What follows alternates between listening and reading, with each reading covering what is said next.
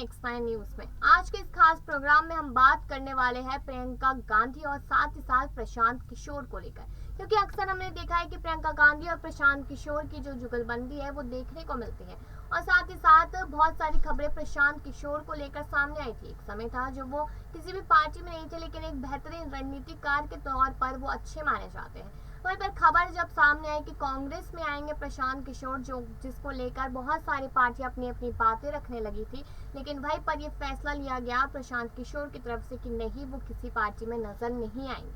बता दें कि पिछले साल उनके कांग्रेस का दामन थामने की चर्चा जोरों शोरों पर चली थी, लेकिन अचानक यहाँ पर प्रशांत किशोर कांग्रेस नेतृत्व और पार्टी की कार्यशैली की आलोचना करते देखे जाने लगे। तब तक ये साफ हो चुका था कि उनके लिए कांग्रेस के दरवाजे बंद हो चुके हैं। हालांकि इस बार तो उनकी कांग्रेस में एंट्री पक्की मानी जा रही थी। खुद पीके भी देश के सबसे पुरानी पार्टी का दामन थामने को बेचैन थे। बता दें कि ग्रैंड ओल्ड पार्टी किस तरह अपना पुराना वैभव और रुतबा हासिल कर सकती है, इसका एक रोड मैप तैयार भी कर लिया था। 600 स्लाइड में से एक पावर पॉइंट प्रेजेंटेशन भी पेश किया गया, लेकिन इस बार भी बात अटक गई और सारा पेज 2 स्लाइड्स पर ही फंस गया था। कह सकते हैं कि बनते बनते बात बिगड़ गई। कांग्रेस के अंतरिम अध्यक्ष सोनिया गांधी ने लोकसभा चुनाव की तैयारी और पार्टी के सामने जो राजनीतिक चुनौतियां हैं उसे पार पाने के लिए एक एम्पावर्ड एक्शन ग्रुप 2024 को बनाया था। जैसे कि नाम से ही साफ पता चल रहा है कि एक्शन ग्रुप काफी ताकतवर होगी, जिसके पास रणनीति तैयार करने के अलावा उस पर अमल कराने का भी अधिकार होगा। कांग्रेस ने पीके को इस एम्पावर्ड एक्शन ग्रुप में शामिल होने का न्योता दिया था। हाल ही में बताते चले, यानी कि कांग्रेस के चुनिंदा नेताओं ने एक ताकतवर समूह के साथ मिलकर काम करने की पेशकश की थी। जाहिर है कि प्रशांत किशोर खुद के लिए जिस तरह की स्वतंत्रता चाहते थे वह उन्हें नहीं मिल रही थी। वह तो चाहते थे कि पार्टी उनकी बनाई रणनीतियों की राह पर चले, लेकिन यहाँ तो उनसे ये उम्मीद की जा रही थी कि वह कांग्रेस की कुछ चुनिंदा नेताओं के एक समूह के साथ मिलकर रणनीति बनाए। ग्रुप के सभी नेताओं की जिम्मेदारी भी पहले से तय रहेगी, लिहाजा बात नहीं बनी। दोनों के रास्ते फिर एक बार अलग अलग होते दिखे थे। वहीं प्रशांत किशोर के साथ चर्चा और प्रेजेंटेशन के बाद कांग्रेस अध्यक्ष ने उन्हें एक समूह के हिस्से के तौर पर पार्टी में शामिल होने का न्योता दिया, जबकि प्रियंका गांधी ने उनकी बात को सराहा, लेकिन उसके बाद भी कोई फायदा नहीं हुआ और उन्होंने इसे ठुकरा दिया। हम उनके प्रयासों और पार्टी को दिए गए सुझावों की प्रशंसा करते हैं। एक तरफ कांग्रेस कह रही है कि पीके को स्पष्ट और तय जिम्मेदारी दी जा रही थी, जबकि किशोर का दावा था कि उनसे चुनावों की जिम्मेदारी लेने को कहा गया था। पीके ने यह भी कहा था कि कांग्रेस ने संगठन में आमूलचूल बदलाव और सुधार के उनके सुझाव पर अमल के लिए तैयार नहीं थी और उन्हें सिर्फ चुनावी रणनीति तक सीमित रखना चाहते थे। उन्होंने कांग्रेस को सुझाव दिया था कि पार्टी को निर्णय लेने की प्रक्रिया को तेज करने की जरूरत है और इन्हीं सब चीजों को लेकर प्रियंका गांधी और राहुल गांधी भी हमेशा यही कहते नजर आते हैं। लेकिन उस समय पर भी पीके अपनी शर्तों पर कांग्रेस में शामिल होना चाहते थे, लेकिन उनके 2 स्लाइड्स को पार्टी ने दिल पर ले लिया।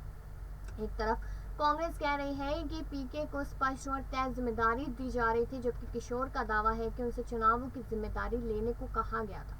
पीके ने और भी बहुत सारी बातें यहाँ पर कही थी, लेकिन बताते चले कि पार्टी के साथ तो नहीं बन पाई, लेकिन कहीं ना कहीं पीके की जो जुगलबंदी जो प्रियंका गांधी के साथ है वो आज भी याद की जाती है, क्योंकि हमेशा से यही कहा जाता है कि प्रियंका गांधी हर एक को अपना दोस्त बनाना पसंद करती है, वो सबकी प्रॉब्लम समझते हैं। क्योंकि प्रशांत किशोर ही नहीं, उनका नाम यहाँ पर सचिन पायलट के साथ भी जोड़ा जाता था।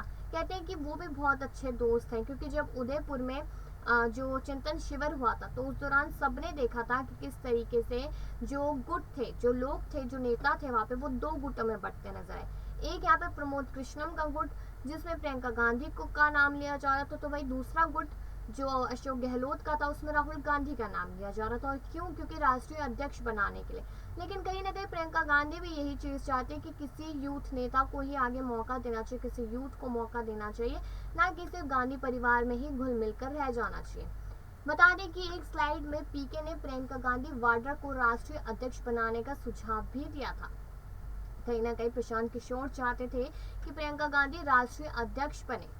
इसके साथ ही कांग्रेस के पदाधिकारी ने दावा किया कि प्रशांत किशोर चाहते थे कि पीएम कैंडिडेट और पार्टी अध्यक्ष को 2 अलग अलग शख्स हो। वह प्रियंका वाड्रा को अध्यक्ष के रूप में चाहते थे, जबकि पार्टी राहुल गांधी को फिर अध्यक्ष बनाना चाहती थी। दूसरी स्लाइड वो थी जिसमें पीके ने गठबंधन को लेकर कांग्रेस को सुझाव दिए थे।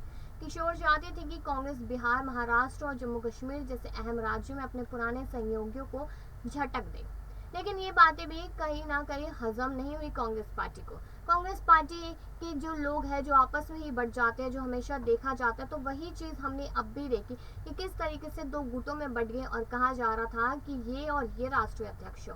लेकिन वहाँ पर प्रशांत किशोर सिर्फ और सिर्फ प्रियंका गांधी को राष्ट्रीय अध्यक्ष के रूप में देखना चाहते थे। उन्होंने कहा कि राष्ट्रीय अध्यक्ष का चेहरा अलग हो और प्रधानमंत्री बनने के लिए कोई चेहरा अलग हो, लेकिन ये चीज़ कांग्रेस पार्टी को पसंद नहीं है, जिसकी वजह से यहाँ पर अभी भी प्रशांत किशोर कांग्रेस पार्टी पे सिर्फ और सिर्फ तंज कसते नजर आते हैं। तो चलिए आपको इस रिपोर्ट में बताते हैं आगे कि प्रशांत किशोर प्रियंका गांधी की दोस्ती है या फिर और किस तरीके से वो उन्हें सपोर्ट करते नजर आते हैं। जी हाँ, बता दें कि चुनावी रणनीति का प्रशांत किशोर द्वारा कांग्रेस ज्वाइन करने को लेकर कई तरह के सवाल उठाए गए। कुछ लोगों का कहना है कि कांग्रेस सांसद राहुल गांधी नहीं चाहते थे कि प्रशांत किशोर कांग्रेस में आए।